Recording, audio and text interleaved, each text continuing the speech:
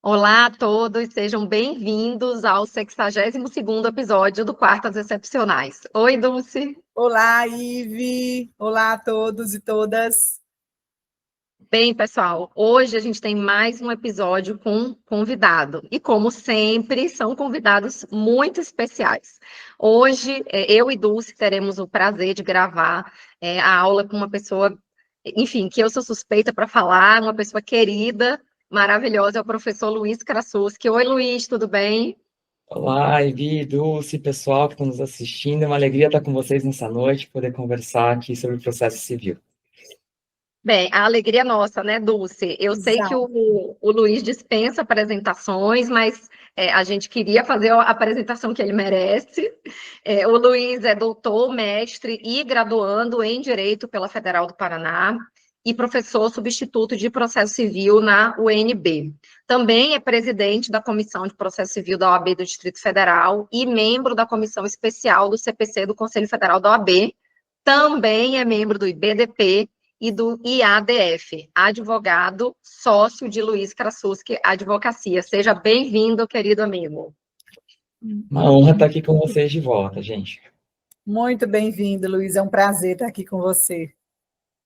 Bem, o tema de hoje é escolhido, enfim, é um tema maravilhoso, muito bem escolhido, como de costume, pelos nossos convidados. Então, o tema da nossa aula vai ser controle de fundamentação dos acórdãos locais pelo STJ e STF. Dulce, você quer fazer a primeira pergunta para o Sim, Luiz? sim. Vamos lá, Luiz. Então, o que é que a gente queria saber aqui, Luiz, de você sobre essa matéria, é se compete ao STJ e ao STF o controle da qualidade de fundamentação dos acórdãos locais. Bem, Dulce, é bom que a gente começa já colocando bem o tema e de uma forma que eu acho que é aquilo que é o papel da doutrina, da academia, e de um espaço como esse aqui que vocês construíram muito bem, que a gente poder debater as questões que são efetivamente difíceis e prementes. Esse tema do controle da fundamentação, eu tenho refletido sobre ele, já falei em alguns eventos, em algumas palestras, já discuti com alguns, até já fiz alguns vídeos sobre alguns pontos desse macro tema. Quer saber o seguinte, a gente tem como talvez um dos principais elementos que justifica a jurisdição civil e que legitima ela, a fundamentação adequada. Então, a gente olha lá para o artigo 93.9 da Constituição, os julgamentos serão motivados, todas as decisões de julgamento serão públicos, né? E a gente vê essa densificação pelo legislador infraconstitucional, seja no CPC, seja na própria Lei de Introdução às Normas do Direito Brasileiro, do que é essa fundamentação adequada. Então, o 489, parágrafo 1º, muitas pessoas falam assim, o 489 é um dispositivo importante, enfim, mas eu até vou falar uma coisa ousada. Talvez até o nosso regime, nosso sistema de precedentes, o dispositivo mais importante dele seja o 489, parágrafo 1º. Mais do que o 926, mais do que o 927. Porque ele que nos mostra que o juiz, os juízes, a jurisdição, tem que dialogar com precedentes. Tem que dialogar com a reconstrução do sentido do direito feito pelas partes. Tem que dialogar com os fundamentos que seriam suficientes para inverter o resultado do julgamento. Então, a gente está diante do que aqui, no final das contas? Daquilo que é o fator de legitimação do Poder Judiciário, antes de tudo. Então, a gente está trabalhando com material mais sensível. E a gente sabe que se os tribunais de justiça e os juízes de primeiro grau têm essa função gigantesca confiada pela nossa Constituição, de resolver os conflitos, de efetivamente solucionar os casos concretos diante de né? E eu falo, obviamente, a gente sabe que existe a RDR, que existem outras formas de construção de decisões de caráter vinculativo ou de solução coletivizada para questões de direito no âmbito dos tribunais locais, IAC, de inconstitucionalidade, enfim, mas a principal função, qual que é a função, né, mais importante deles? É resolver os conflitos, efetivamente. E resolver não de qualquer forma. Resolver, né, dialogando.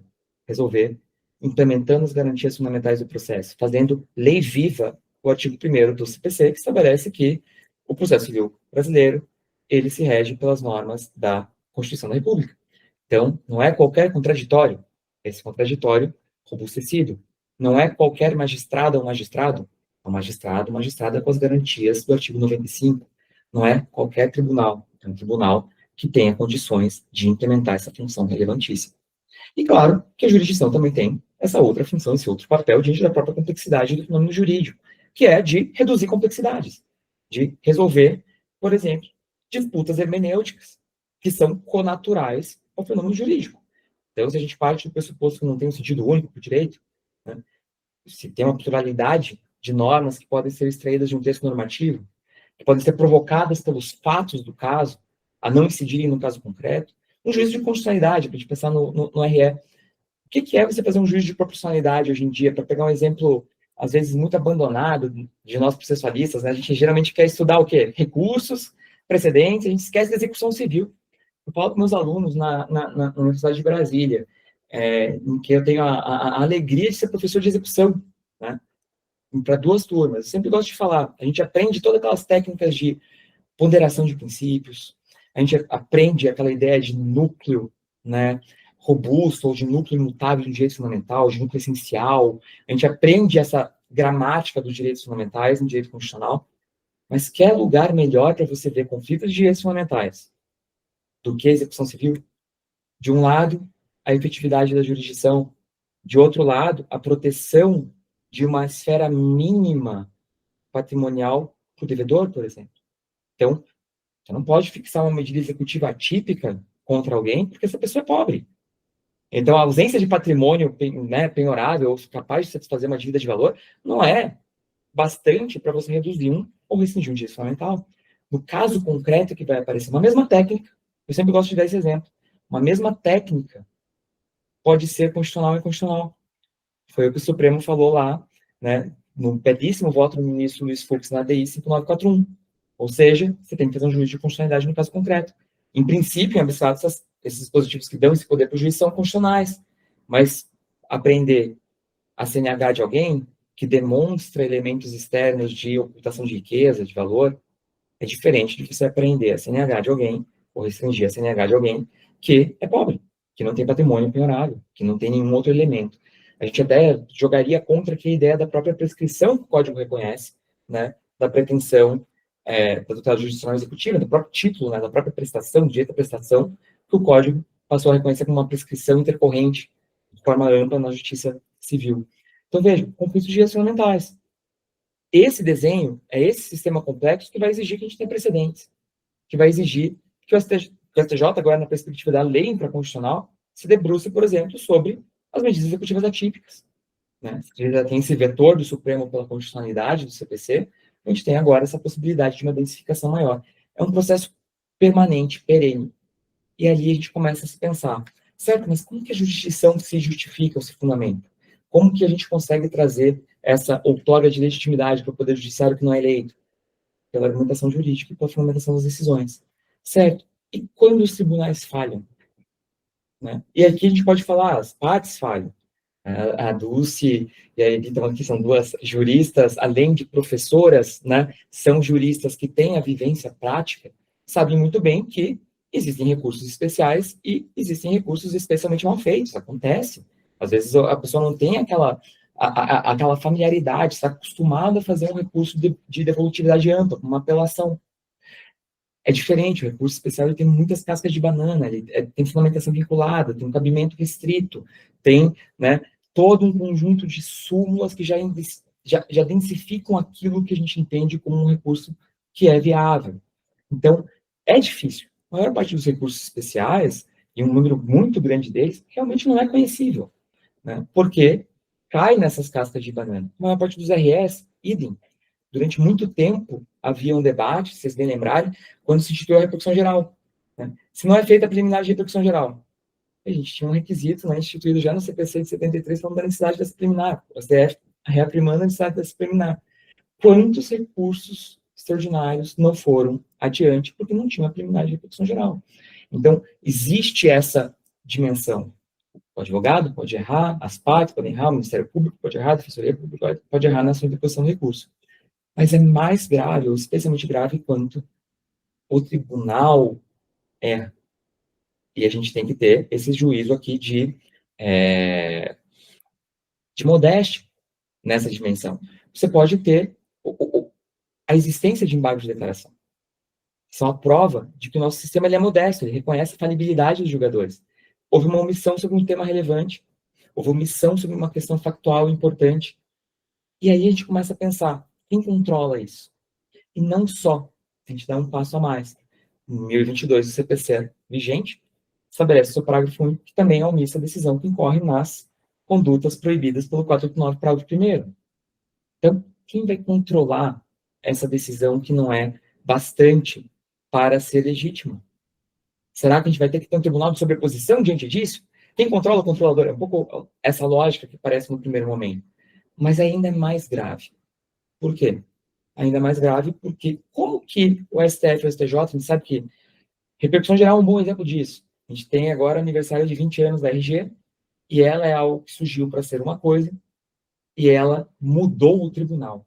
Eu acho que isso é importante. Ela veio para resolver a crise numérica do Supremo, ela não só mudou o RE, mas ela mudou o Supremo.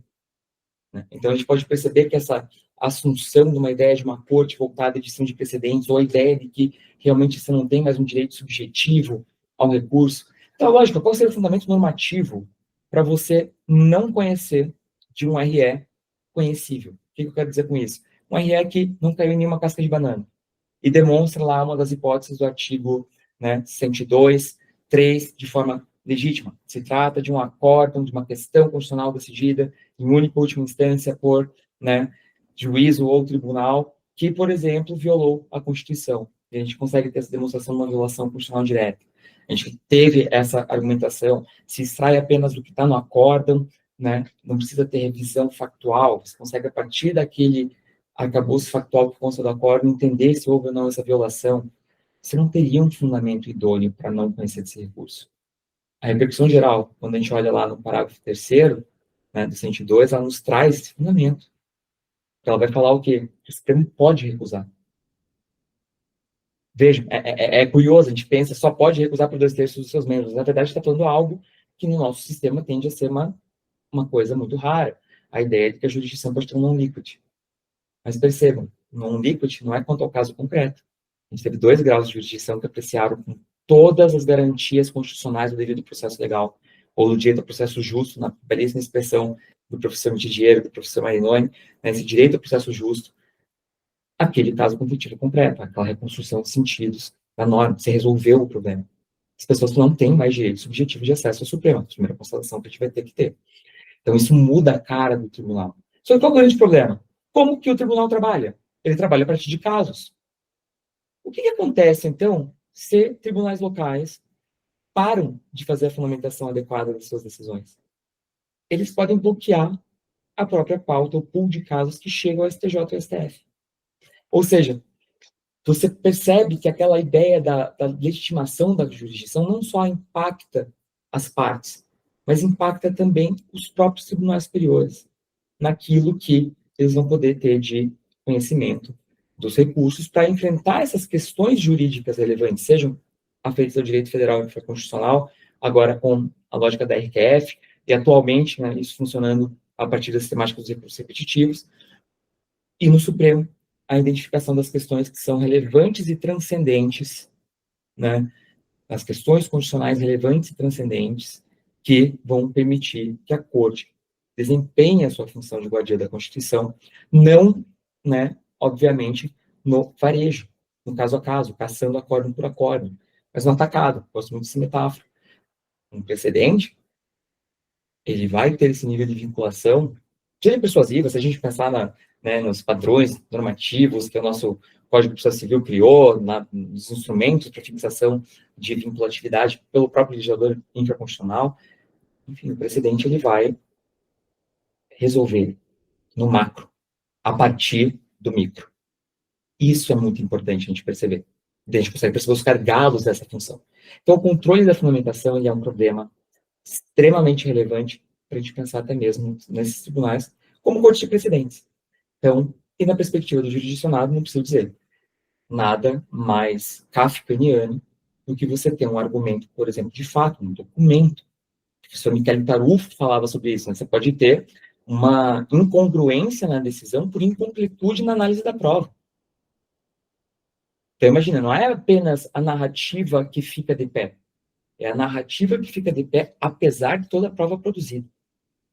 Então, se você tem um elemento de prova que demonstra algo incômodo ou gera uma dúvida relevante, a gente pensa no penal é muito claro, né? A gente vai pensar na condenação a partir de um padrão de ônus probatório muito alto, né? Mas pense aqui, você não pode apenas pensar os fatos ou argumentos que são favoráveis àquela determinada tese. Isso é uma omissão relevante. Porque talvez aquele fato, aquela construção pactual seja o que permite que o Supremo entenda que um determinado juízo de proporcionalidade torne aquela norma inconstitucional, por exemplo, diante daquela situação específica daquele contribuinte, e possa criar um precedente a partir disso. Ou que o STJ possa efetivamente fazer esse seu trabalho de interpretação da lei federal. E aí vem aquele problema. Falamos do 93.9, falamos do artigo 1022. A gente está falando de interpretação direta da Constituição, a gente está falando de artigo 1022, a gente está falando de zona de penumbra, necessariamente. Como que a gente resolve isso? Então, acho que é o nosso, se eu fosse fazer o nosso opening statement para essa primeira pergunta, Dulce, que eu já vi que já começamos com uma bola dividida, uma pergunta difícil, né? Mas é isso que eu acho que é importante a gente situar.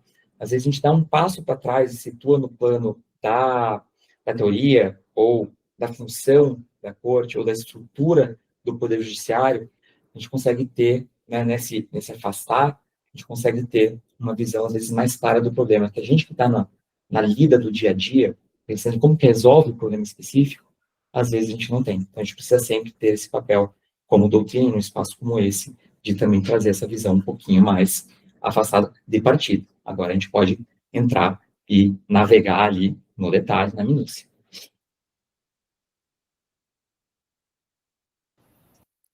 Perfeito. E aí, quer fazer alguma consideração? Primeiro, eu queria falar que esse tema é um tema muito interessante. Como de costume, né, Dulce? Nossos convidados sempre brilhando aqui no nosso Quartas, e o Luiz, enfim, não poderia deixar de ser mais uma estrela aqui para iluminar o nosso canal. É um tema que ele tem uma relevância teórico-dogmática muito importante e tem uma relevância prática, assim, enfim, o Luiz é advogado, como eu também sou, e tem uma relevância muito prática a gente discutir isso, porque, ao mesmo tempo, o controle da fundamentação, ele tem status constitucional, e nós estamos num momento onde a tônica são tribunais de teses. Então, assim, e aí eu já emendo, Luiz, o meu comentário com uma pergunta para você, porque como que a gente faz esse equilíbrio no STJ e no STF da função constitucional dos tribunais de garantir o direito a uma fundamentação qualificada, uma fundamentação adequada, dentro dessa visão que se tem do STJ e do STF, como cortes de precedentes, até porque essa realização do controle de fundamentação, ela vai muito numa linha de análise individualizada.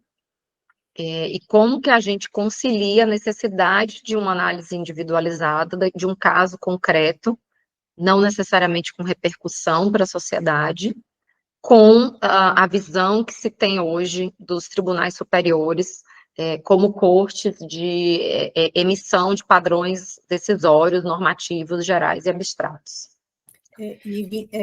Antes do Luiz, se eu puder fazer uma observaçãozinha, que eu acho, foi muito bom, Luiz, você falar na questão do 489, parágrafo 1º, de fato, se a gente observar o artigo 489, parágrafo 1º, metade dos nossos problemas serão resolvidos. Já é uma grande coisa você observar o 489. Dá para dar uma lida? Dá para dar uma lida no 489, parágrafo 1º? Por favor, só lê esse artigo, então é um artigo realmente mega importante. Me preocupa um pouco quando a gente fala de controle do STF, do STJ, na fundamentação da decisão, porque por mais que o 489, parágrafo 1º, seja um artigo top, a gente também tem o tema 339 do STF, né? O artigo 93 da Constituição Federal exige que o acordo ou a decisão sejam fundamentados, ainda que sucintamente, sem determinar, contudo, o exame pormenorizado de cada uma das alegações ou provas. Então, às vezes, fica um pouco complicado, né? Porque, às vezes, o acórdão realmente não enfrentou, não leu o 489, parágrafo 1º, E aí o STF fala que a fundamentação pode ser sucinta, então eu me preocupo um pouco com isso, entendeu? Porque é complicado um recurso subir para o STF quando a gente está tratando de fundamentação da decisão. Ora, decidiu do jeito que dava, então essa é uma preocupação para mim quando falam isso aí. Mas, assim, eu quis só fazer esse comentário, que é o que a gente vive, mas aí eu siga, a palavra está com você, Luiz. Olha, eu vou falar, estou num paredão aqui, né? Vocês estão me colocando na posição na berlinda, e isso é ótimo. Porque assim que é bom o debate acadêmico mesmo. Então, eu vou pegar o que você trouxe, que eu acho que é muito importante perceber que, pela natureza constitucional da relevância da fundamentação, a gente tem uma questão de natureza constitucional aqui. Primeira questão que a gente vai ter que, né, perceber, que está vinculada à legitimidade da jurisdição. Então, se existe questão constitucional, e posso dizer até mais, uma questão constitucional que tem, vamos lá, ela é direta. Você, quando fala em motivação de decisão, ainda que você possa ter uma intermediação legislativa, uma decisão que não dialoga com o fundamento da parte, ou com o argumento, vamos usar a diferença de fundamento e argumento para, né, tratar como fundamento aquilo que é um fundamento decisório, efetivamente, e argumento aquilo que é construído argumentativamente pelas partes em contraditório. Perceba, você não está motivando. A motivação do não acolhimento é importante. O juiz não é obrigado. Aquelas lógicas formulaicas, genéricas, que a gente está acostumado, toda vez que eu ponho embaixo de declaração, a muitas vezes receber, a gente sabe. Né? Isso não é o que o CPC de 15 quis, não é o que o artigo 11 do Código quer, não é o que o 489 quer. E assim, a gente tem instrumentos para coibir o abuso diante de uma alegação infundada de omissão, contradição, discaridade. Por que a gente não utiliza, né, as sanções pela litigação de má-fé para, né, coibir a prática indevida e viabiliza esses instrumentos para quando você está diante, de fato, de uma omissão relevante? É melhor do que você ter uma decisão genérica afastando essa suposta omissão. Porque uma decisão genérica vai gerar o quê? Vai gerar um retrabalho para todo mundo. Porque você vai ter, no final das contas, se, né, tiver uma interposição de um recurso especial relevante, bom, bem fundamentado, bem construído, contra todos os óbices que existem, e a gente sabe, são quase 500 mil recursos especiais que chegam ao STJ por ano. E há agravos em recurso especial, é um volume muito massivo. Hoje a corte está afogada na quantidade de recursos e tentando respirar ali no desespero. A gente sabe dessa realidade, a gente não pode esquecer o aspecto, né, quantitativo. Mas o fato é que você vai ter um recurso especial, você vai ter que ter essa reanálise sobre o quê? Sobre a importância da omissão para a solução da questão federal futura. E se o STJ reconhece isso, esse ponto de fato era relevante para você poder enfrentar essa questão de direito federal, ou esse ponto de direito era relevante para a gente poder interpretar como está havendo essa inter-relação entre lei, ato de governo local, ou essa interpretação que está sendo pulverizada pelos vários tribunais. Se você não enfrenta isso, o tribunal local, eu depois não posso fazer minha função. Eu não posso desempenhar minha função principal. Então, o que eu casaria aqui já com a pergunta da Ivy, pegando o teu tema, Dulce? Que assim, o STF, quando ele reconhece o 339, também o 339, é um dos primeiros temas de repercussão geral. A gente está falando de 2007. A repercussão geral de 2007 não é a repercussão geral de 2025.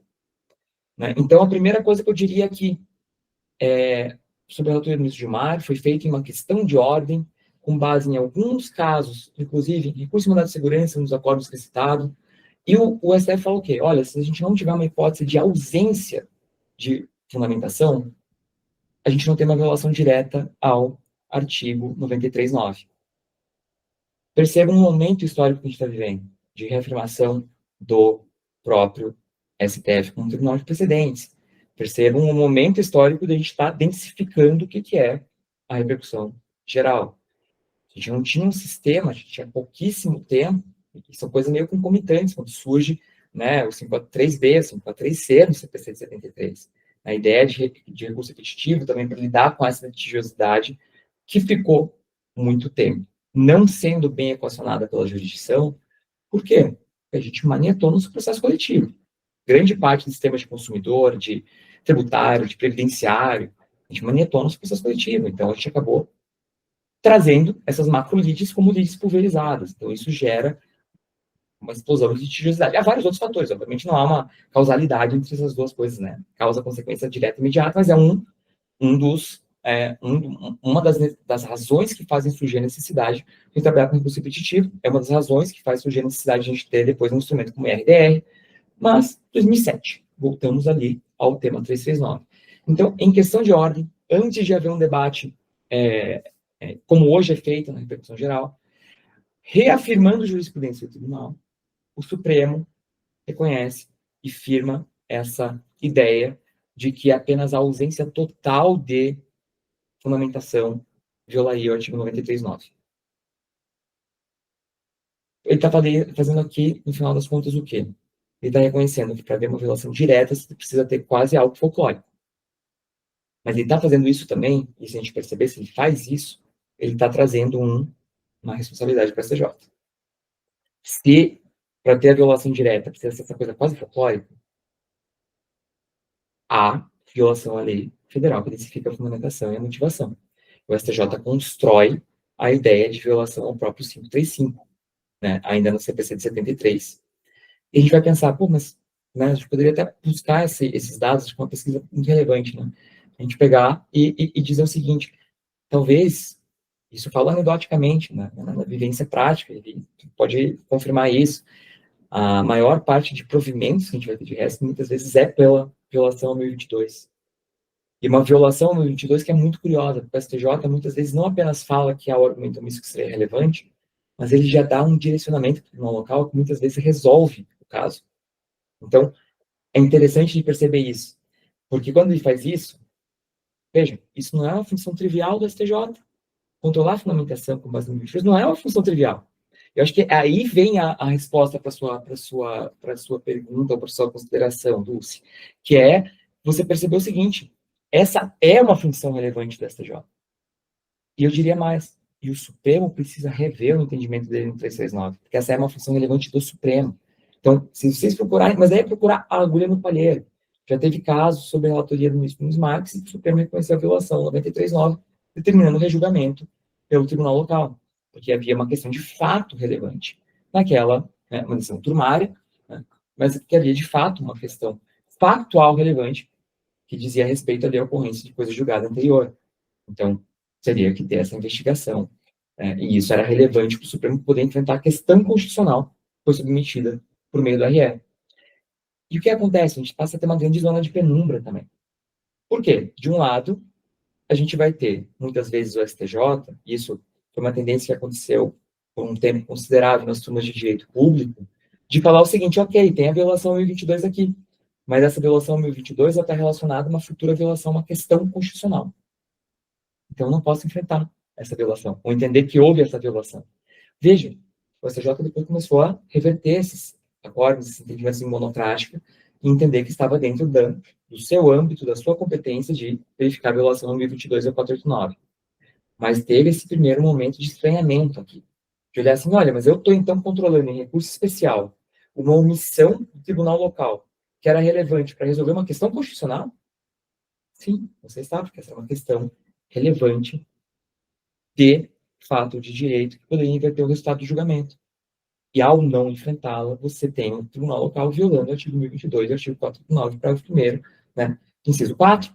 Então, a gente tem essa construção. E agora, como a gente compatibiliza isso com uma corte de precedência? A pergunta poderia ser outra. No afã da gente resolver o problema da corte que está se afogando, no número de casos, a gente não pode esquecer a razão de ser da corte existir. Então, trazer a dimensão qualitativa é essencial para esse debate. Trazer a ideia de que a corte dita precedentes, até eu falo isso de uma forma aberta, sem me vincular necessariamente a uma determinada posição teórica sobre o que é precedente, ou o que é, vamos falar, padrões decisórios vinculativos, ou então precedentes, ou aquela ideia de ratio decidendi, o que decide efetivamente, qual é o limite da questão que é definida para ser decidida, qual é o impacto dessa definição. Não vamos entrar nessas bolas divididas aqui, porque a gente já está com muita bola dividida. Né? Vamos nos restringir aqui a, né, nosso debate mais de perto. Então, veja, está em uma corte de teses? Não. o recurso especial e o recurso extraordinário, a gente olhar no CPC, artigo 1034, sendo conhecido o recurso especial e o recurso extraordinário, o Tribunal Superior julgará o caso aplicando o direito à espécie. O que é isso? A gente não tem uma corte de revisão pura, a gente não tem uma corte de, perdão, de cassação. A gente não caça. A gente teve movimentos para que isso acontecesse. Eu lembro na época da presidência do ministro Peluso no STF, quando estava discutindo lá, acho que o segundo pacto republicano, a ideia era de transformar o recurso especial e o recurso extraordinário em ação rescisória especial e em ação rescisória extraordinária. A gente teria um recurso especial bem muito mais parecido com o cerciorário americano. Efetivamente, um recurso extraordinário muito mais parecido com o cerciorário americano. Por quê? Porque, de fato, você teria o trânsito julgado após o acordo no tribunal local. E, eventualmente, caso conhecido, você teria essa função rescisória, né? Esse juízo rescisório do Tribunal Superior para enfrentar uma questão relevante, mas ele também, veja, mesmo nessa hipótese, que julgaria o caso. Então, existe uma corte de teses abstratas. O Supremo, quando julga um RE com repercussão geral, ele vai ter que reconhecer o quê? Que aquela questão constitucional ela é relevante sob os pontos de vista econômico, político, jurídico e ou social, então qualquer um desses componentes. Então, o 1035, ele traz esse elemento repetindo aquilo que, né, já se tinha no CPC de 73, para intensificar a repercussão geral ali. Então, a partir de 2007, quando a gente tem a reforma regimental no Supremo, a gente começa a ter a aplicação da repercussão geral, a lei que traz essa definição, né, e modifica o CPC, e aquilo que eu gosto muito dessa síntese do Daniel Mitidieri e do Marinoni, que falam é relevância e transcendência, ir além dos interesses subjetivos das partes litigantes. Ir além não é não haver esse interesse. Alguém quer ganhar, alguém quer perder, alguém quer que o outro perca, alguém quer uma reforma parcial. Quem vai recorrer? E é óbvio, a gente vai ter todo um debate relevante aqui sobre interesse recursal. Então, isso acontece, por exemplo, no RDR, a gente sabe disso. Você tem a ideia de que se você tiver um RESP ou um RE, você pode outorgar uma natureza nacional para aquele, vamos dizer aqui com bastante aspas, um precedente regional, ou para aquela questão definida regionalmente, aquela questão de direito definida regionalmente. Então, óbvio que você passa a ter um interesse jurídico nessa expansão, talvez, desse entendimento. Então, independente da sucumbência, você ganhou, mas ainda assim você quer levar essa tese para ela ser expandida. Ok, o Supremo também já reconheceu isso como possível, né, ao admitir um RE interposto com a nacionalidade. Ótimo, estamos nesse debate. Mas, fora dessa hipótese, a relevância e a transcendência, elas exigem alguém que tenha interesse também na solução daquela questão, alguém que recorra. Elas exigem que a corte não atue de ofício. A gente, às vezes, esquece, mas um recurso nada mais é do que uma projeção do direito de ação, e aqui concretamente exercido, né, da demanda em juízo.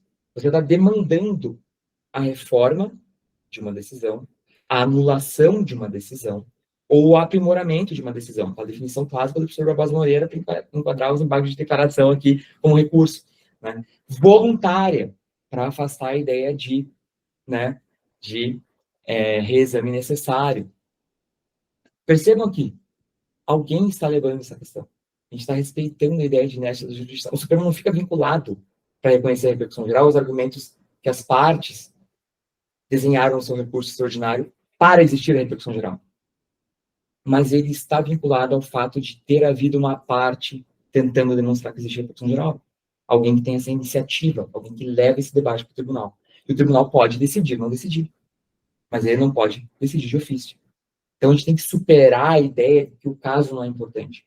O caso é muito importante. E o caso é aquilo que a gente vai debater há muitos anos. A escolha dos casos é relevante. E essa escolha não é só do Supremo. Não é só do STJ. É dos tribunais locais, Lúcia. Se a gente pensar no regime de repetitivo, e em todos os instrumentos importantíssimos de colaboração que existem hoje, né, construídos com base naquele poderoso instituto que está ali no artigo 69 do CPC, da Colaboração Judiciária Nacional, né, esse protocolo de colaboração, a seleção dos recursos que tem fundamentação, você percebeu que tem uma questão jurídica que está, né, se repetindo. De volta, vamos pegar a repercussão geral para dizer, nem toda questão que se repete é relevante. A gente tem que saber isso. A gente tem que lembrar disso sempre.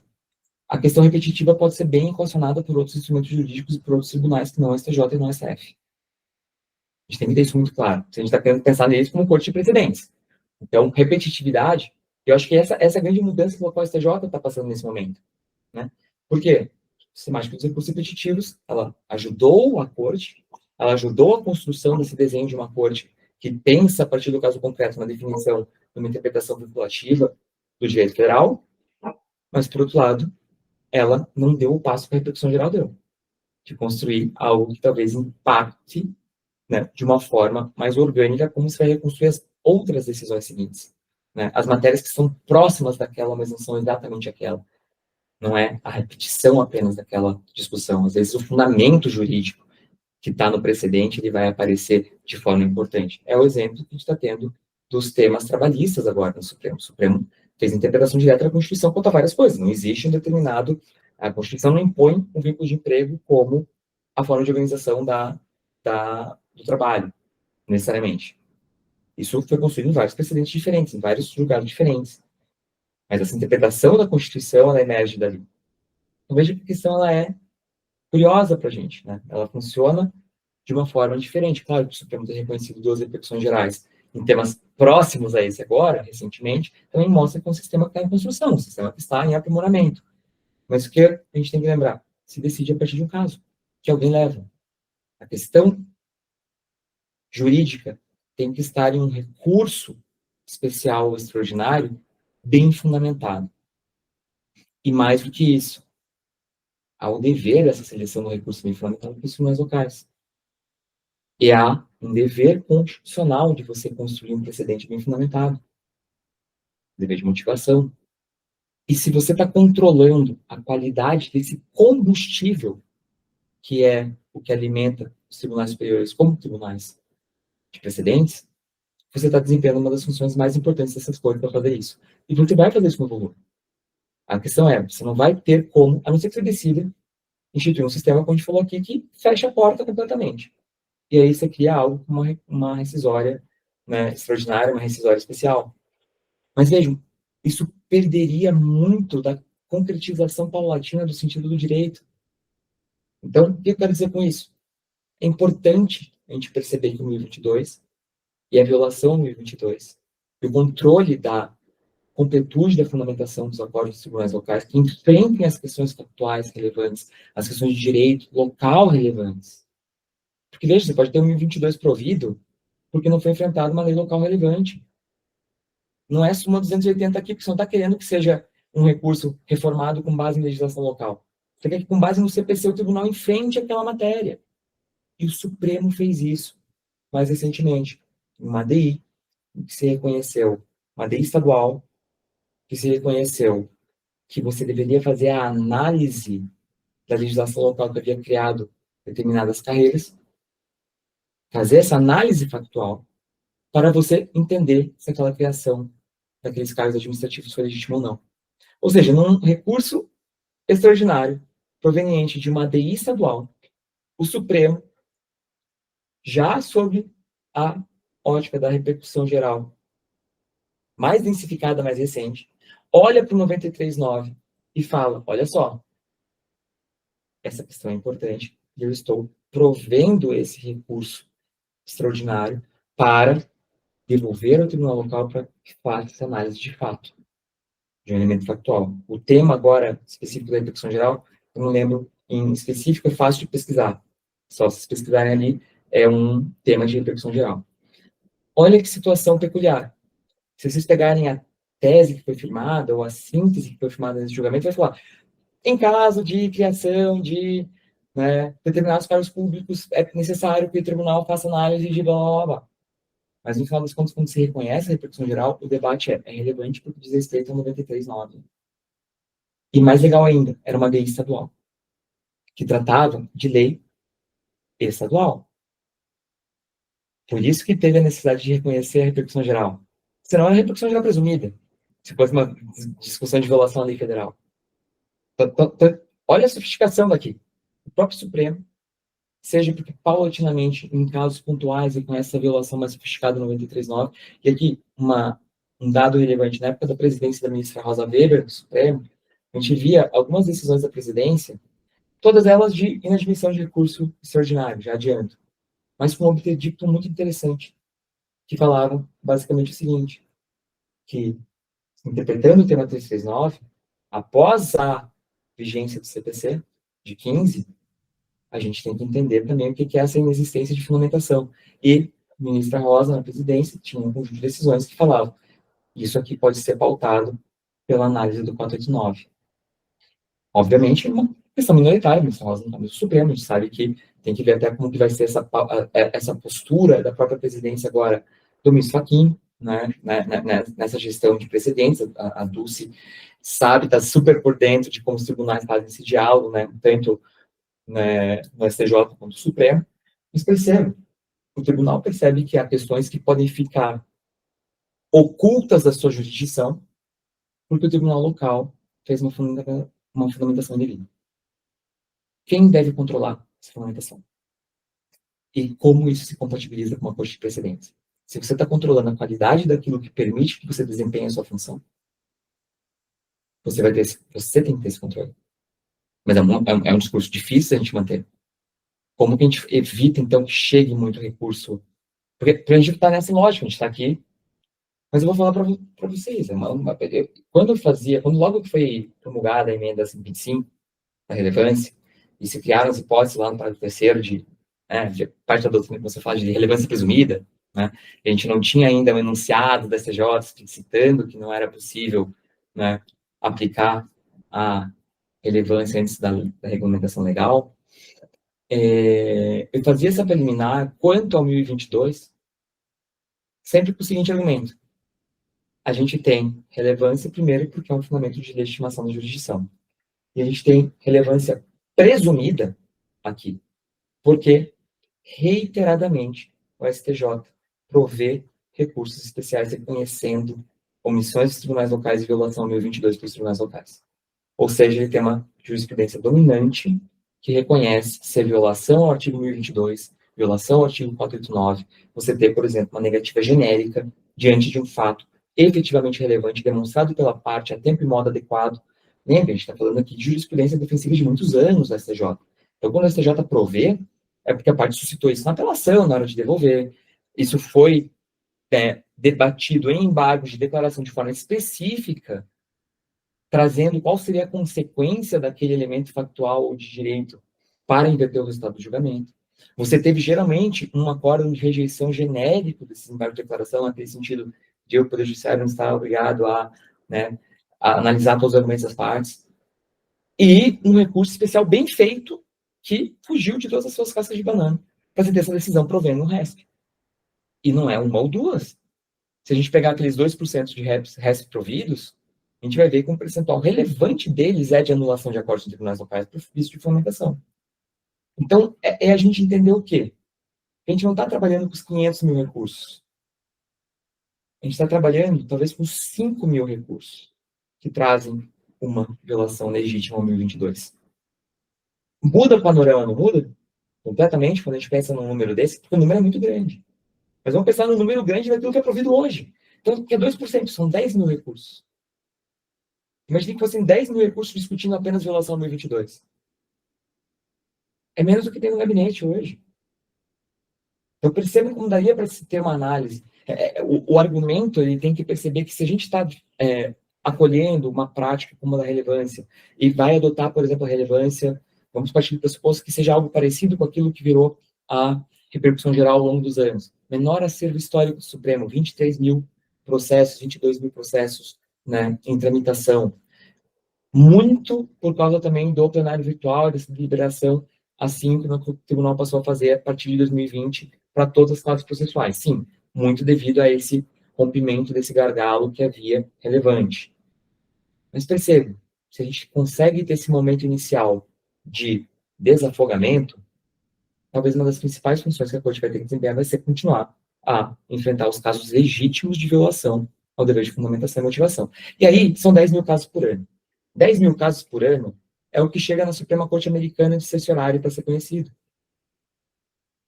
Percebam, o número não é mais um outlier no direito comparado. Percebe? Um país com 213 milhões de habitantes e com uma cultura de litigiosidade intensa, a gente está falando de um número bastante pouco expressivo. E, óbvio, estou pensando, obviamente, eu estou manipulando o dado, né? Eu estou falando dos casos que são providos ou as restas. Eu estou partindo desse pressuposto mesmo, os casos que o próprio STJ reconheceu que são idôneos. Então, talvez ele tenha que analisar 30 mil para identificar que são 10 que são possíveis, ou 50 mil para identificar que são 10 que são possíveis. Sim, mas ainda assim a gente está falando de 10% do que chega à corte hoje. E acho que quando o STJ funcionava com... Né, se ele funcionasse com 10% do que ele funciona hoje, ele funcionaria muito bem, com a estrutura que ele tem administrativa. Não esquece desse dado, um outro dado que eu gosto sempre de trazer. A Suprema Corte Americana, cada justice tem 4 assessores. Esse é o gabinete.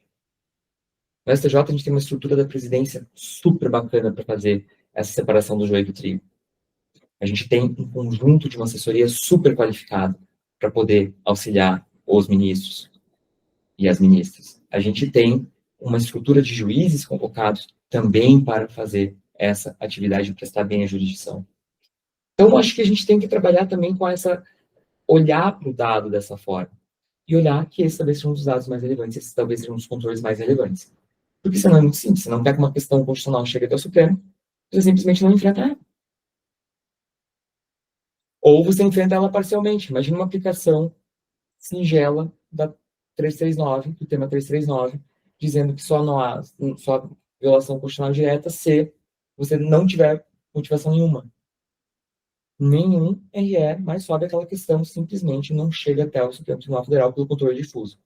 Que, no final das contas, é um dos principais instrumentos para a Corte desempenhar sua função de guarda da Constituição, que é justamente quando ela pensa na Constituição incidindo nas relações privadas, concretas, ou entre Estado e particulares, mas de forma concreta. Então, é onde a inconstitucionalidade vai brilhar, é onde o fato vai fazer a inconstitucionalidade surgir. Então, eu acho que aqui a gente vira um pouco a chave, e a gente precisa dessa virada de chave, e a doutrina tem que apontar para isso.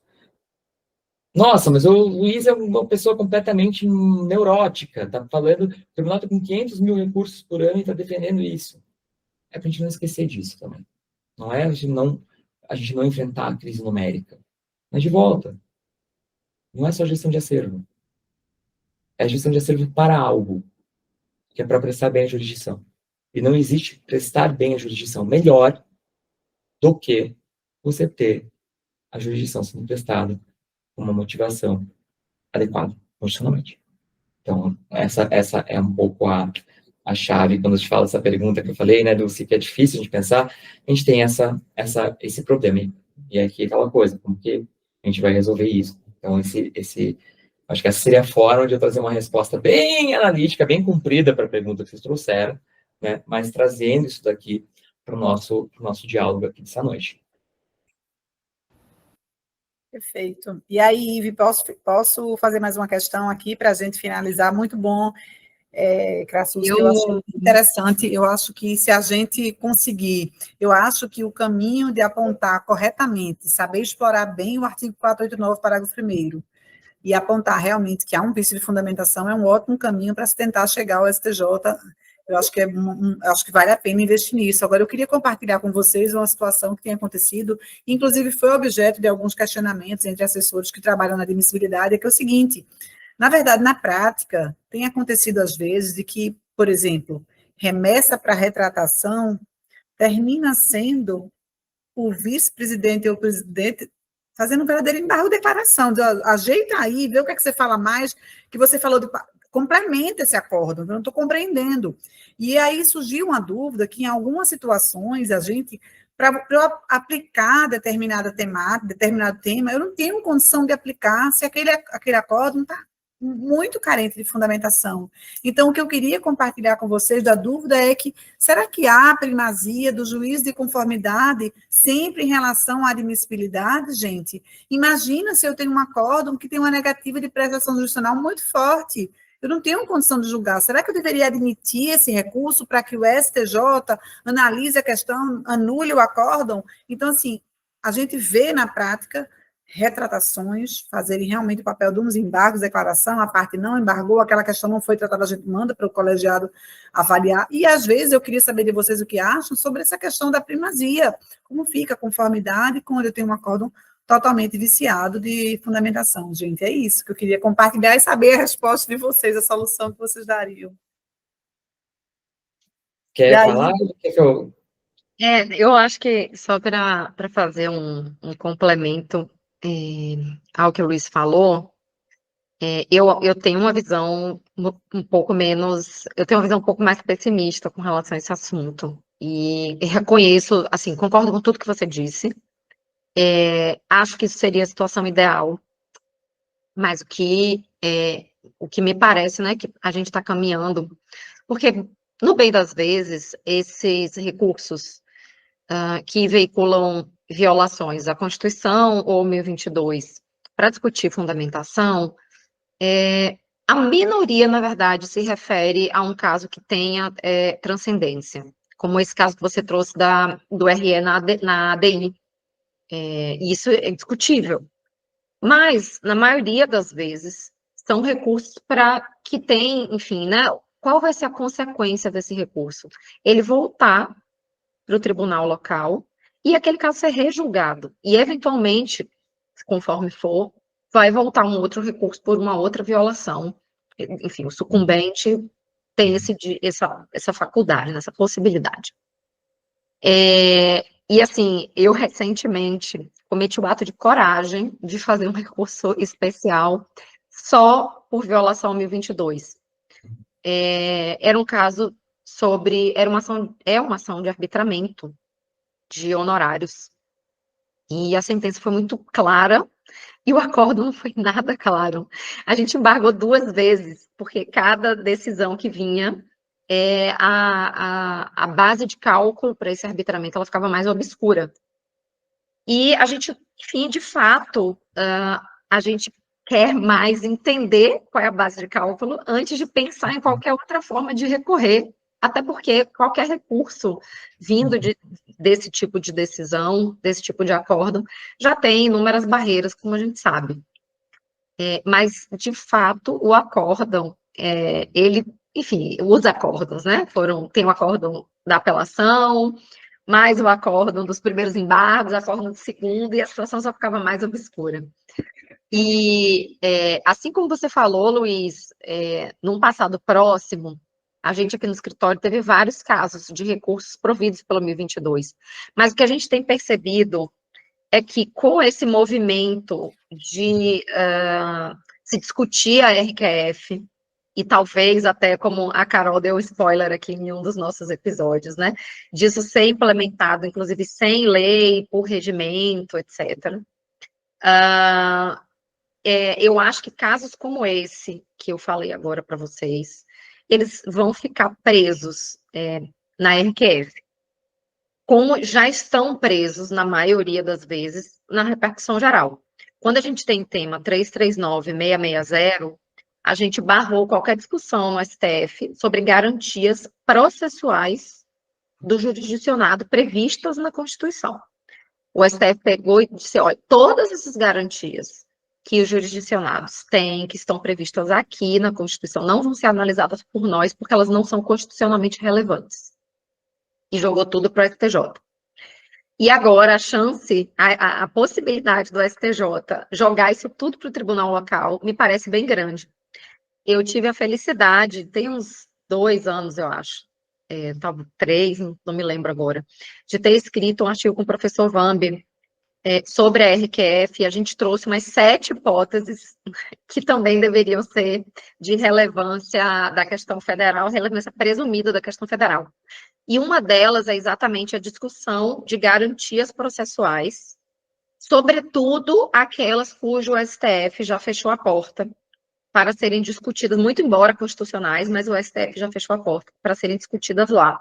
Então, essas garantias, quando o recurso trate de violação a essas garantias, deveria haver repercussão, relevância da questão federal presumida, para que a gente não feche definitivamente as portas dos tribunais superiores para essas garantias processuais dos jurisdicionados.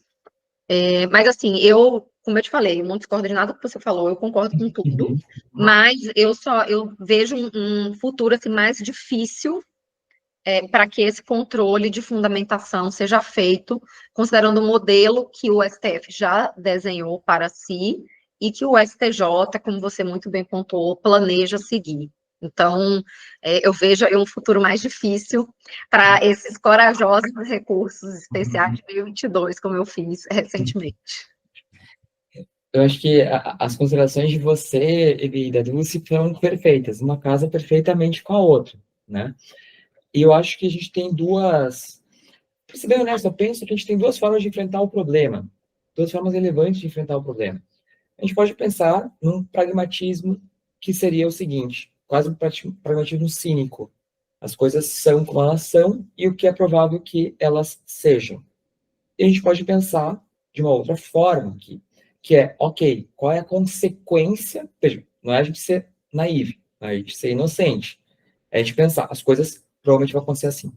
Qual é o problema? Qual é a consequência das coisas acontecerem assim? E a gente conseguir evidenciar isso agora para que não aconteçam essas consequências negativas. Então, vou dar um exemplo histórico, que eu acho que é maravilhoso. Eu sempre tenho uma frase, eu já estou ficando até me repetindo, né? Eu gosto sempre de fazer uma piadinha, que é com o Jurassic Park, né? De 94, aquela frase famosa do Jeff Goldblum, né? Que quando eles descobrem que estão surgindo os ovos dos dinossauros, lá ele fala, life finds a way. A vida encontra um caminho. E o problema é, os tribunais têm um encontro marcado quando se fecham suas portas com alguns temas relevantes. Então, vamos lá. O primeiro exemplo. Não cabe recurso especial de decisão de tomar recursal em juizado especial. Não cabe. Cabe recurso extraordinário. Por que eu estou falando isso? Porque o tema 660 ele surge nessa dinâmica também. Recurso, a gente poderia pensar, em caso que surge um caso, uma questão constitucional relevante e transcendente, será que é caso de juizado especial? Vou dar para vocês aqui 2 exemplos recentes, um no penal e um no civil. O Supremo Tribunal Federal discutiu o marco civil da internet, a constitucionalidade do marco civil da internet, em 2 casos provenientes de recurso extraordinário interposto de decisão de juizado especial. Civil.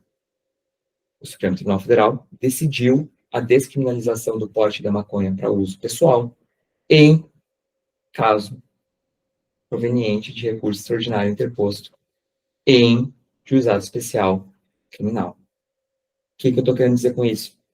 A questão relevante e transcendente, que é aquilo que é o que esses tribunais querem no âmbito recursal passar, poderem se dedicar com o devido afinco, né? A questão relevante do ponto de vista do direito federal, a questão relevante e transcendente, no caso da repercussão geral, ela pode surgir de qualquer caso. Do caso de R$1.000 de valor da causa, do caso de 30 milhões. A questão é, você não tem como saber de onde vai surgir a questão relevante. Quando você faz um corte, né, wholesale, o que o STJ fez naquela época? Então, essa aqui é o argumento e contra-argumento já juntos, né? O que o STF fez naquela época, quando ele começou a receber muitos RS provenientes de juizado especial? Por violação a princípios constitucionais do processo. Constrói temas como o tema 660, mas alguns outros que são um pouquinho esquecidos. Até construção importante no ministro Teresa Vasque, na época, né? Ele constrói, por exemplo, temas que vão falar, você tem um ônus argumentativo maior aqui para demonstrar que uma decisão que vem de juizado especial civil vai ser dotada de relevância e transcendência. Tem temas do Supremo falando isso. Olha que coisa curiosa. Mas o próprio tribunal reconheceu depois que ele vai ter temas e questões que são relevantes e transcendentes que vão surgir de caso de juizado especial. Então, ele fecha a porta. Só que quando o Supremo fecha a porta, e aí esse é outro exemplo que eu quero dar, ele fecha a porta de um jeito muito interessante quanto ao RE, falando o seguinte, e se a turma recursal tá, né, descumprindo a autoridade das leis, porque quem vai resolver isso? Vai ser eu que vou ficar resolvendo, eu, o Supremo, que vou ficar resolvendo isso por meio de RE, só porque eu sou o único recurso cabível? Não. O STJ que tem que resolver isso por meio de reclamação. O STJ começa a receber muitas reclamações. Muitas reclamações. O que o STJ faz? Ele passa essa batata quente, né, das decisões de juizado especial civil que descumprem precedentes vinculantes, para os tribunais locais, edita a resolução 16 de 2016.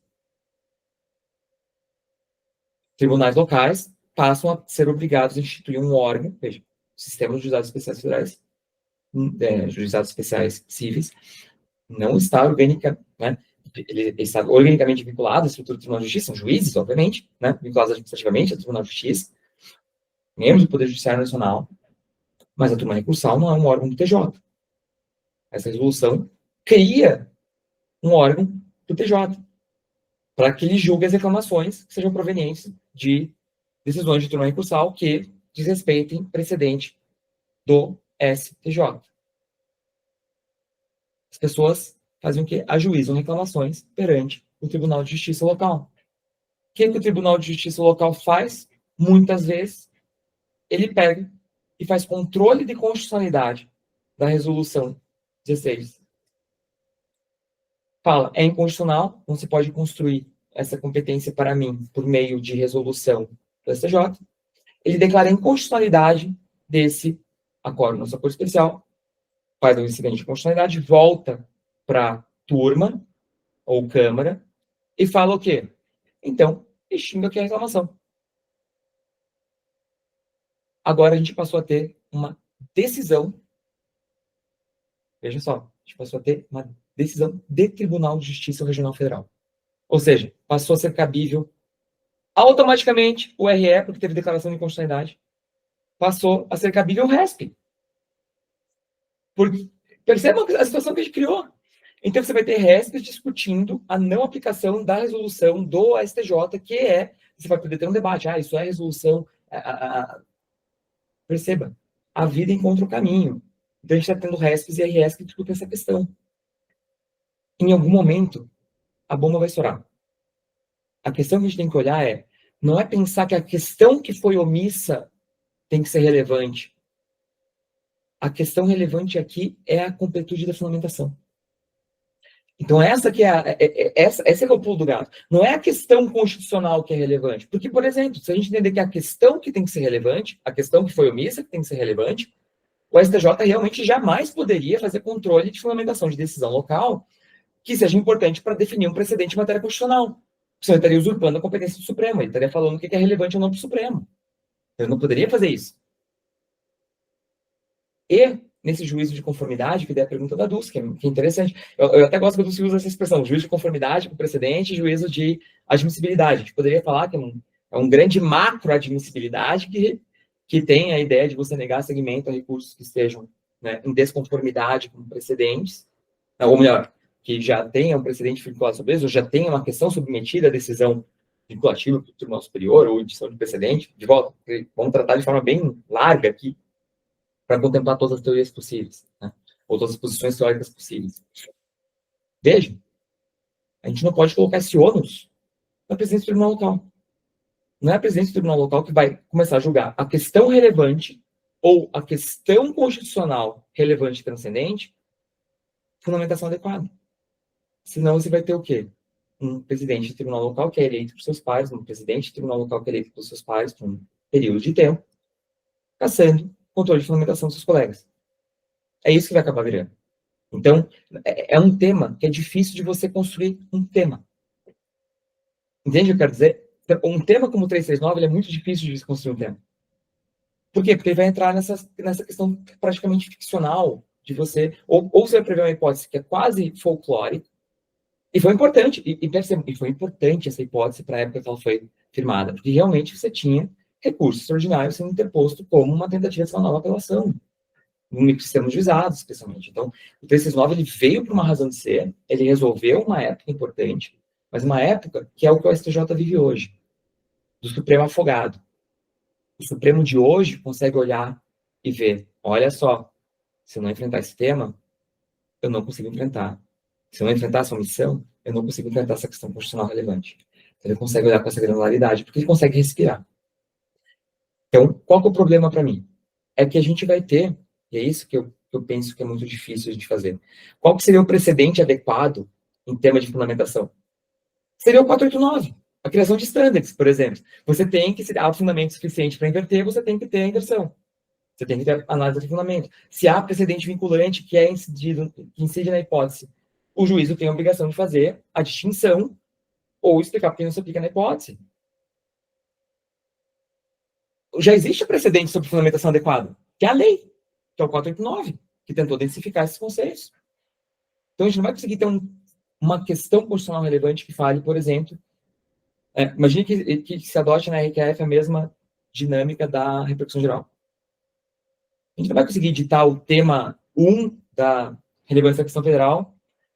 Cabe recurso especial para reconhecer violação 1022 nas hipóteses em que incide o artigo 489. Você acabou de afirmar a lei. Então, o que a gente pode pensar aqui? Pode pensar que esse talvez seja um trabalho que a Corte vai ter que ter de qualquer forma. A questão é, se a gente fechar e falar, não cabe, e esse que é o perigo, não cabe recurso extraordinário, ou recurso especial, nesse caso, para isso. Por exemplo, o Supremo tinha uma razão para poder falar um tema com 660. Ele falava, esses princípios constitucionais do processo são densificados pelo legislador infraconstitucional de forma minudente. Então, eu não tenho como enfrentar essa normatização infraconstitucional em sua plenitude sem enfrentar na minúcia a legislação federal. Também não acho que seja assim. A hipótese que você pode enfrentar diretamente com violação constitucional direta. Inclusive, esse exemplo da fundamentação. Esse exemplo da fundamentação, né, não é só fundamentação. Por exemplo, a não fundamentação não enfrentou um argumento relevante, certo? Isso é não fundamentação. Então, você consegue, se você pensar argumentativamente, dizer que você está, na verdade, tem que incidir o 339 ali, porque aquele acordo é não fundamentado quanto àquele argumento. Perceba? É quase essa reconstrução. Quase essa construção.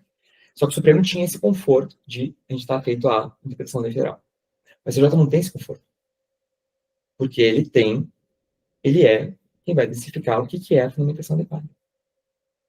Porque ele é um intérprete que vai gerar precedentes e vai reduzir a equivocidade normativa. Quanto ao quê? Quanto ao próprio CPC e ao dever de fundamentação densificado pelo legislador constitucional. Quanto à violação às normas processuais. Veja a quantidade de julgados que a gente tem.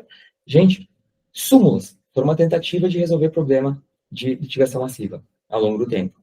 O ministro Vitor Nunes Leal, quando propõe a existência da súmula em 63, ele está querendo resolver a crise numérica do Supremo. Se a gente pegar as súmulas do STF e do STJ, a maior parte delas são em matéria processual. Se a gente pegar o maior número, e aqui, obviamente, é aquela estatística de algibeira, assim, tem que fazer a estatística, não dá para apenas, né, fazer a pesquisa empírica, efetivamente.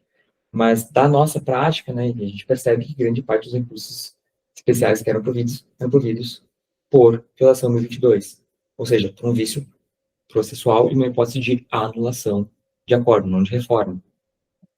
Veja, essa é a principal coisa que o tribunal está fazendo para fazer valer a lei federal. É interpretar o processo civil. É fazer esse ajuste fino da jurisdição civil. É fazer esse controle da completude da fundamentação dos acordos locais, para que possam ser bem julgados os casos concretos. Se você fechar a porta falando, não posso julgar mais isso, você abriu mão, talvez, de uma das partes mais importantes da sua função de ditar precedentes. Em uma das matérias mais importantes que existe. E não dá para delegar isso para o presidente do tribunal local, que vai ter, inclusive, que fazer daí controle, como a Dulce trouxe. Esse juízo de retratação, o juízo de conformidade, né, determinação de retorno do caso para a turma ou Câmara, para enfrentar um tema, um precedente. Veja, eu só posso enfrentar o tema ou precedente se a determinada questão factual, que é pressuposta pelo precedente, foi enfrentada. Se não foi, não tem juízo de conformação possível aqui. Perfeito. Você está superando a preclusão. Você está... E sem fundamento normativo para tanto. Por isso que essa ideia da admissibilidade, a gente, e você tem um artigo importante sobre isso, né, no início da vigência do Código, né, a ideia de que a gente tem que trabalhar a admissibilidade. Um recurso que não é idôneo para reformar a decisão, ou para anular a decisão, ele não é idôneo para viabilizar o juízo de retratação. Com certeza. Inclusive por um despacho, né? Exatamente. Então, assim, esse recurso, porque o que você está fazendo, no final das contas? Você está transformando ele numa rescisória atípica. Um recurso mal feito, se transformando numa rescisória atípica. E mal feito aqui eu falo com todo o respeito possível, porque estou falando em abstrato, então não estou discutindo o trabalho de nenhum colega, né, concretamente. Porque é um recurso que é fadado em sucesso. É um recurso que não impugnou, por exemplo, todos os fundamentos que sustentam a mesma causa de pedido e um acórdão. É um recurso fadado a ser inadmitido por falta de interesse processual. É súmula 283, é súmula 126 do STJ, súmula 283 do Supremo. Veja, esse recurso tem que ser inadmitido. Porque se você viabilizar a retratação, o que você está fazendo é, você está beneficiando a parte que não agiu da forma que era esperada dela, que não defendeu o direito de forma esperada. E veja, eu termino a resposta com essa provocação aqui. E desculpa que a gente falando muito, né? Até um episódio longo, o pessoal que pensa, pô, não para de falar, o cara tem... para conversar. Mas vejam, olha que situação maluca. O CPC estabelece que você pode desconsiderar vício formal de RESP e de RE. Por quê? Porque o RESP e o RE, pelo seu cabimento mesmo, antes mesmo de a gente pensar em relevância e repercussão geral. Relevância e repercussão geral só confirmam aquilo que eu vou falar. O CPC olha e fala, esses recursos vão além dos interesses das partes. Então, por isso que a gente tem um regime diferente de desistência deles. Por exemplo, hoje em dia, e é uma coisa preocupante para a gente, você pode desistir, tem direito potestativo a desistir do seu recurso se ele não foi afetado como recurso repetitivo. Ainda assim, o STJ, às vezes, nega essa desistência, que é um direito potestativo processual da parte, que não depende de sequer homologação judicial, você tem os poderes para, né, desistir, você pode fazer essa desistência por petição. Ele julga ainda assim o caso que fala, porque essa função é relevante. O STJ pode desconsiderar, o Supremo desconsiderar vício formal de recurso especial e recurso extraordinário, por quê? Vinculado à sua função de editar um precedente. A gente está falando de uma hipótese em que o precedente já foi editado, ou a interpretação do direito já foi feita. Qual é o fundamento normativo para se desconsiderar um vício que torna aquele recurso não conhecível? O precedente já foi firmado. Então, acho que é o nosso desafio é perceber que isso não tem fundamento para justificar o juízo de retratação. Não tem como fazer isso. Você, ao fazer isso, na verdade, você, obviamente, está trabalhando com fricção. São milhões de recursos a gente considerar, né, todos os tribunais de justiça do país, regionais federais, na jurisdição civil comum. Vejam, é óbvio que se já existe um precedente vinculante, é mais fácil se fazer. Eu não estou falando que as pessoas fazem isso por má fé ou por qualquer coisa por válido. É uma questão de fricção mesmo. É melhor que você faça, mais fácil que você faça a devolução para retratação. Parece-me mais fácil. É uma questão que você está analisando. Tem o tema, que já foi enfrentado, esse recurso trata desse tema, você adequa o tema. É diferente de você ver se teve tempestividade, se teve impugnação total dos fundamentos do acordo. E o que Dulce traz aqui para a gente é uma prova do problema dessa prática. Que essa prática nos faz o quê? Faz com que você determine um juízo de retratação impossível. E não impossível porque o precedente não é aplicável ali. Porque você não tem um elemento factual sequer para aplicar o precedente ali. Então você tem que reabrir uma instrução. E você está fazendo isso de ofício. Você está ampliando o que seria esse juízo de retratação. Então, acho que um antídoto é a gente perceber que, às vezes, as soluções... Aquela frase famosa, para todo problema difícil e complexo, há uma solução fácil e errada. Ou que vai nos caçar no futuro, que vai vir atrás da gente e vai nos, efetivamente, ser uma assombração à noite.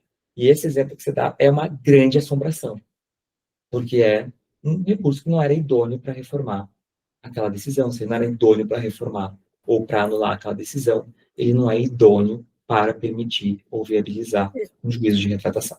Então, essa seria a forma de casar as duas respostas, as duas perguntas aqui, considerações de vocês. Eu acho que a gente consegue olhar para esse tema. E, assim, o problema não falta quando a gente pensa nesse juízo.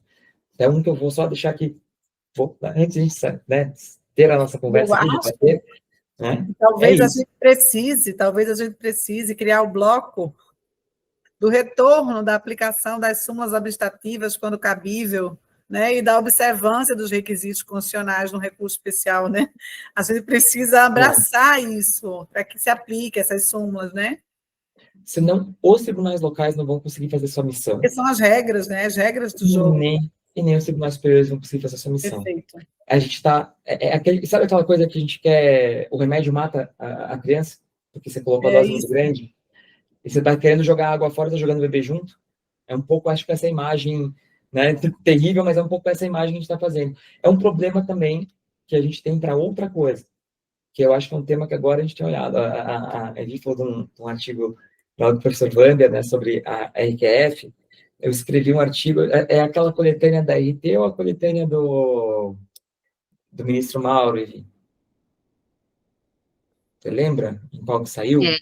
A gente publicou naquela coletânea da TOT, aquela uma das primeiras. Então, que eu publiquei também esse livro. Sim. E eu vou falar qual é o objeto do meu artigo. A gente teve essa... a gente vai dialogar até com isso aqui, olha que legal.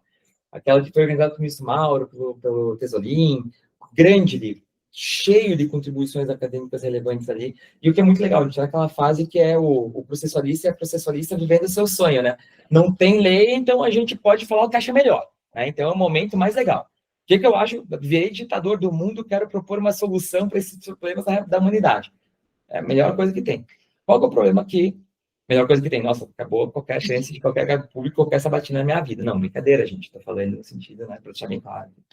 Enfim, vamos lá.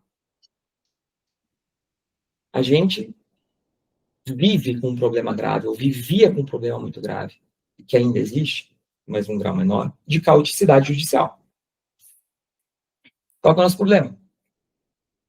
A gente, diante dessa pulverização de decisões divergentes no nosso sistema, a gente começou a falar, então, vamos criar recurso repetitivo, vamos criar IRDR, vamos criar precedente, vamos isso, aquilo, outro.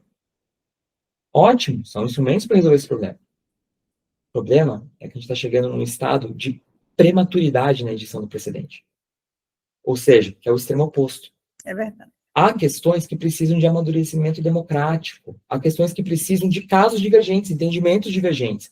Precisam que você tenha... Por exemplo, toda a questão federal vai ser igual nas 6 regiões da Justiça Federal? Certamente não. Certamente não. O TRF da primeira região lida com Zona Franca de Manaus. O TRF da segunda região lida com as ações que tratam, né, que impugnam decisões do INPI. Veja, se a gente pensar por aqui já, há questões que vão se amadurecer de forma diferente nacionalmente por causa disso. Como regra. Você pode ajuizar em qualquer...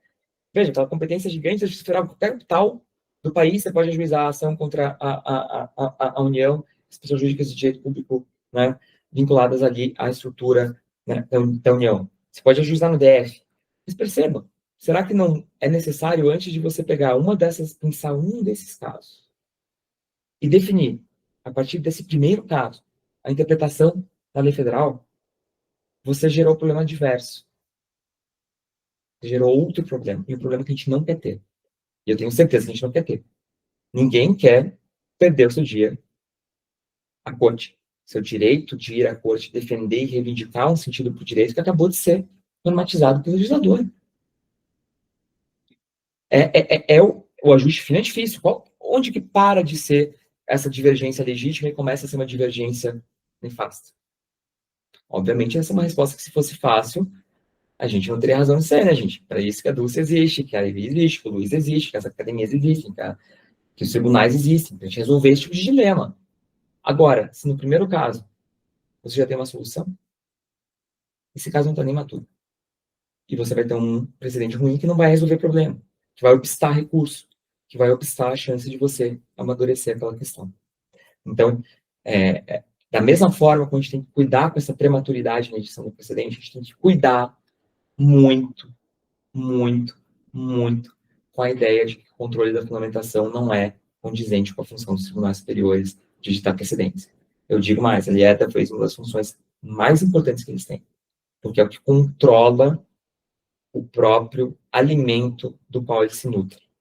Você edita precedentes a partir de bons casos concretos, bem decididos pelos tribunais locais. Se a gente começar a abrir mão disso, não vai mais haver o bom caso concreto decidido por um tribunal local que vai viabilizar que você reconheça uma questão constitucional relevante, que você reconheça uma questão constitucional relevante e transcendente, né, e uma questão federal relevante. Você não vai mais ter isso. Você perdeu o seu combustível. Você matou, jogou o bebê junto com a água. Então, claro, é naive, claro que a gente sabe como que existe esse risco, mas eu estou querendo falar desse dia depois de amanhã. E eu não quero chegar nesse dia depois de amanhã, sabe? Esse é o meu dilema. Porque que vai ser uma aplicação, como a Dulce está falando, a gente tem grande chance de que seja. A reprodução geral passou por isso. Passou por esse processo de amadurecimento e que acabou levando a uma redução drástica de casos que depois permitiu que a coxa respirasse e fizesse esse dia depois de amanhã. Agora a questão é, qual vai ser o critério para isso? Que caso que vai ser julgado e qual que não vai ser? Veja, a gente tem vários problemas graves de isonomia que podem surgir nesse momento. Então, acho que chamar a atenção para esse debate é o nosso papel como doutrina, como advocacia. A advocacia também precisa estar nesse debate, né? Se a gente está pensando, quem controla o resto mal feito? CJ, presidência dos tribunais locais.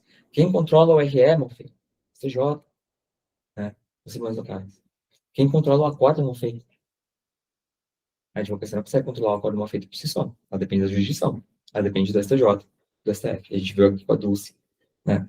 O tribunal local também não consegue fazer esse controle porque não é feito para isso. Então, ele está usurpando a competência do Tribunal Superior se assim quiser. Então, é realmente muito, muito desafiador. Espero que tenha respondido, né? Porque me colocaram na parede. Né? Me colocaram na parede aqui, a gente fica até preocupado, mas é um debate que eu acho que precisa ter. Perfeito, Luiz.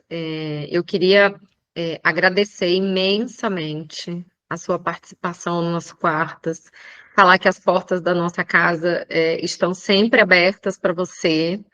Eu amei a sua aula, tenho certeza que a Dulce também amou, ela já vai falar aí. E tenho certeza também que o nosso público vai adorar, como eu te falei, é um tema muito interessante, é um tema que já tem batido na nossa porta, acho que vai bater cada vez mais. Então, assim, queria te agradecer muito pela brilhante escolha do tema, pela forma como você desenvolveu toda a nossa discussão. Muito obrigada mesmo. Eu também, Luiz, eu quero lhe agradecer muito pela participação aqui no Quarto Excepcionais. Foi realmente uma aula maravilhosa. São problemas, e a proposta do Quartas é exatamente essa, a gente procura trazer esses problemas, esses grandes problemas, que mais cedo ou mais tarde a gente vai ter que enfrentar. Então, por mais que a gente tenha feito uma aula longa hoje, com muitos debates, são coisas que vão bater na nossa porta. Então, foi muito bom, lhe agradeço muito pela participação, espero que as pessoas tenham gostado também. Foi uma maravilha receber você aqui. Muito obrigada, Luiz. Você seja sempre bem-vindo aqui no Quartas. E, pessoal, só posso agradecer novamente, né, Vi e Dulce, até por toparem pegar um tema tão difícil, que às vezes parece uma dimensão mais teórica, menos prática, mas que, no final das contas, a teoria se antecipando a um problema que vai surgir na prática e a gente vai ter que ter algum ferramental, um instrumental para lidar com ela. Então, para que a gente vai esperar dar problema, né? Então, eu queria agradecer também vocês pelo convite. A gente estava aqui encantado para fazer essa conversa já há um bom tempo, né? A gente não seguia agenda aqui e vi uma querida amiga, Dulce, uma querida amiga. Então, é muito legal a gente poder ter esse diálogo e espero que o público também aqui tenha gostado da nossa conversa, da nossa provocação e entenda que é uma questão que eu vou brincar agora, relevante e transcendente para a gente trabalhar dentro do processo civil brasileiro e especialmente dessa atuação, né, da interação entre os tribunais locais e os tribunais superiores. É isso aí. Muito obrigada e até o próximo Quartas, não é isso, Ivi? Isso aí, Dulce, até o próximo Quartas Excepcionais.